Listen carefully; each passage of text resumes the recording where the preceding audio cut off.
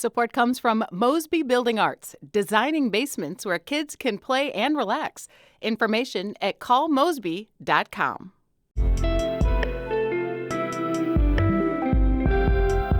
From the St. Louis Public Radio newsroom, this is The Gateway. It's Monday, March 24th. I'm Abby Larico. The second half of the 2025 Missouri legislative session begins today. In addition to passing a budget for the upcoming fiscal year, lawmakers could also pass legislation that would alter or repeal Amendment 3, which ended the state's near-total abortion ban. I'm not sure if there's a full unified plan yet on what Republicans should do about Amendment 3, but whatever they decide to do, it's definitely going to be met with Democratic resistance. A preview of the upcoming weeks in Jefferson City with St. Louis Public Radio's Sarah Kellogg. That's coming up after this news on The Gateway. Another person being detained at the St. Louis City Justice Center died over the weekend. This is at least the 19th death of a CJC detainee since 2020.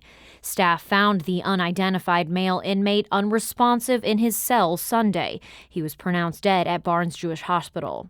The day before, the inmate had been treated for suspected seizures, according to Interim Corrections Commissioner Doug Burris. He was discharged back to the jail. Officials did not announce a cause of death. There will be a report from the medical examiner and the St. Louis Metropolitan Police Department's Force Investigations Unit. Police said that while the investigation is in the early stages, there are no obvious signs of trauma. It appears the detainee experienced a medical emergency. The City Justice Center has had 3 times more deaths since 2020 than similar jails in Kansas City and St. Louis County. The North Connector portion of the Brick Line Greenway in North St. Louis along Grand Boulevard breaks ground this morning. It's part of a $245 million project by Great Rivers Greenway. As St. Louis Public Radio's Eric Schmid reports, the plan is to link major parts of the city with dedicated pedestrian and bike paths. The Brick Line Greenway will run through St. Louis's central core from the Arch Grounds to Forest Park and north to Fairground Park. Construction on that section along North Grand and a part of Spring Avenue will likely take a few years to complete. Great Rivers Greenway CEO Susan Troutman says the project will be a major transformation for North Grand. We're going to have to rebuild everything. New greenway, new roadway, new sidewalks. It's a total overhaul. So we'll be going down from 5 lanes to 1 lane each direction and a center turn lane. Troutman says the goal is to make the area safer for people walking or on bikes and provide a foundation to attract new businesses to a part of the city that needs them. She says construction starts in earnest in May and will last about 2 years. I'm Eric Schmid, St. Louis Public Radio. Aerospace giant Boeing got a much-needed win with President Donald Trump and Defense Secretary Pete Hegseth announcing Friday that Boeing has been awarded the military contract for the next Air Force fighter jet. The defense side of Boeing's business is based in the St. Louis region, and the contract to build the new F-47 is expected to create thousands of jobs. St. Louis County Executive Sam Page says it's one of the most exciting developments for the county in quite a while. It's bringing high-paying new jobs to the region, a service line that is going to continue for decades, support services that will have a significant impact on the region, and it's redeveloping a part of St. Louis County that needs help. It's also welcome news for Boeing, as the commercial side of its business has struggled recently. Rival Lockheed Martin has also beaten Boeing out for the last 2 fighter jet contracts. Illinois Democrats are working on a plan to prevent an anticipated energy shortage in the state within the next 5 years by building more energy storage.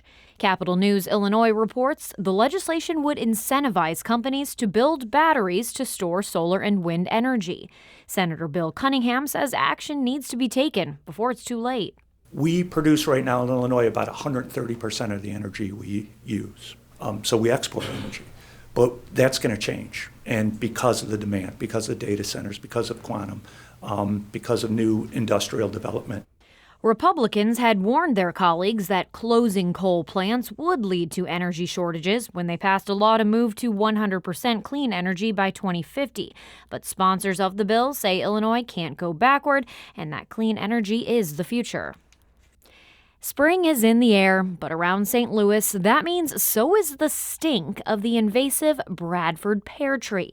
St. Louis Public Radio's Kate Grumke reports on a Missouri-wide effort to get rid of the trees.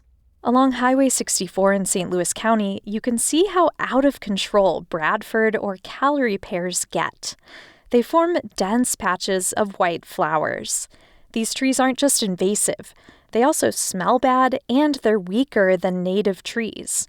Billy Haig is forestry manager at Forest Relief of Missouri. So when we have ice storms, windstorms, a lot of heavy wind like we've been having recently, they're very vulnerable to breakage. So it's a hazard to humans walking by, as well as our cars and property. For the next month, if you cut down a Callery pear on your land, Forest Relief will give you a free native tree.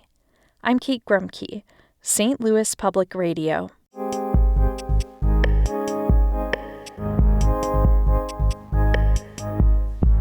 Missouri lawmakers returned to Jefferson City today for the second half of this year's legislative session.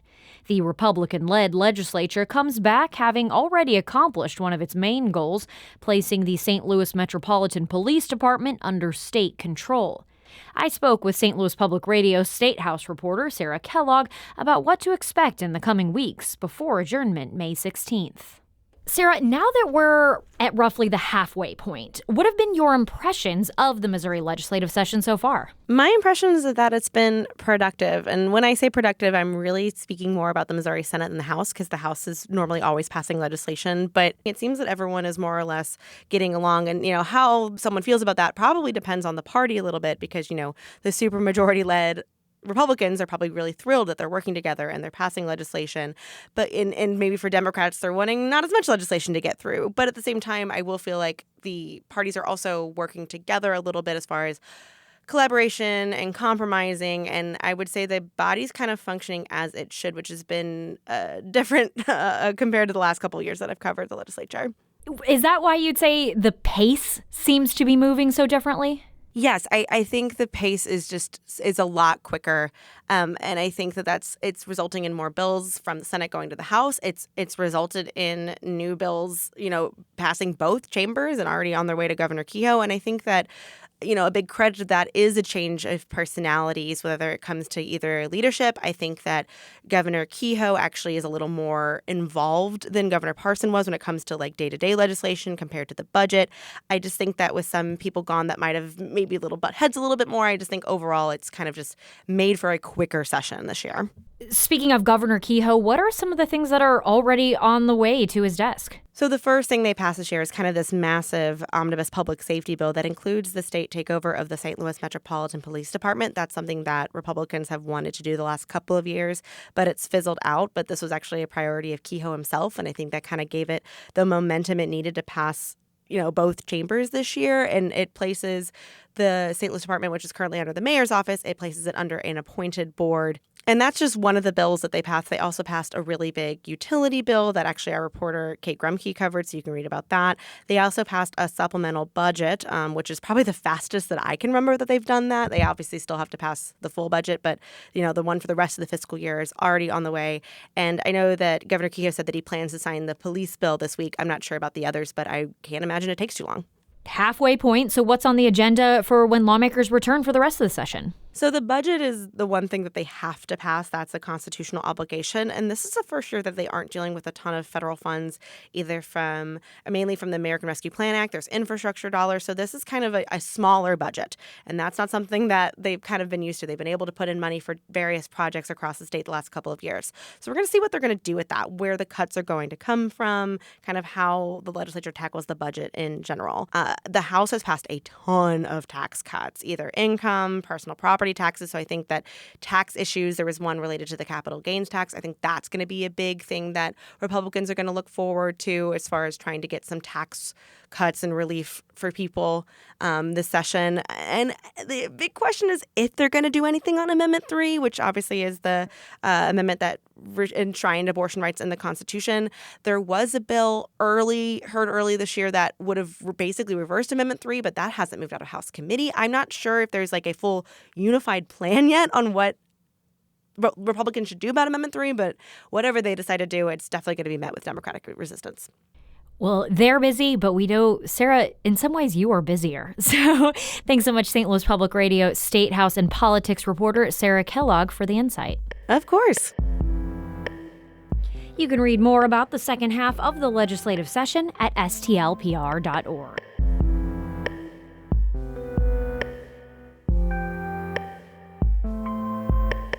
The Gateway is a production of St. Louis Public Radio, a listener-supported service of the University of Missouri-St. Louis. Music by Ryan McNeely of Adult Fur. I'm Abby Larico, and from the St. Louis Public Radio newsroom, this has been The Gateway.